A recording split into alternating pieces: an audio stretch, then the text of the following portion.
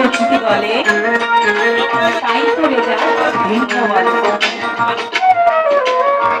এই আসার সময় কি কোনো জাতির চিহ্ন থাকে, আর যাওয়ার সময় কি কোনো চিহ্ন থাকে?